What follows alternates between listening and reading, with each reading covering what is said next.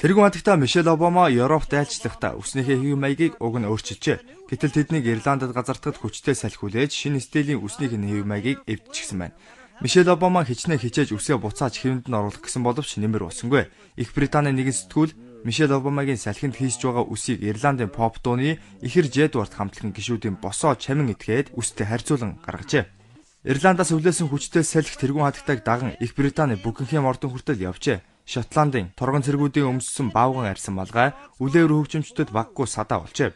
Гэхдээ хөгжмөө зогсоож болохгүйгээс хойш гүрийгээд л бүрээгээ үлээгээд байхаас яах вэ? Ханхүү Чарльзын толгоон оройн хитэн үс мөн салхинд баггүй зүггүтжээ. Мишель Обама салхинаас суулж зөвхөн үстэйгээ биш, хажуугаар нь дайсанчныхаа хормоотой ноцолдох хэрэг гарчээ.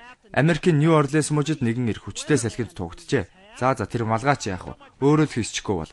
Уралдааны машины тэмцээн үзэж байсан үзэгч хурдтай яваа машин ямар хүчтэй салхи үүсгдгийг тооцоосонгүй малгайгаа хийсгсэн байна. Харин цэргүүдийн хувьд жагсаалын үеэр гал алдах тохиолдол гардаг байна. Нэгэн цэрэг за тэр малгайч яах вэ? Толгоогоо л зад буудулцгаагүй нь яамаа болжээ.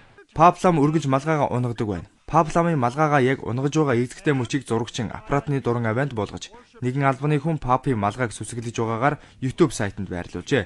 Тэрээр хэлэхдээ бурхан минь, Пабламын малгай салхинд хийсэд миний толгой дээр буухна. Би ч бурханаас тусгай айдаслал авах нь дээ. Ток шоуны хаан гэгддэг Лара Кингийн үс ийм байхыг та харсан уу? Гэхдээ салхинаас өөрсдөө хамгаалдаг улс төрчид бас байна. Хиллари Клинтон хэлгүүгээ бэлдэж хавсрагсан хавцаараа толгойгоо халгалдаг байна.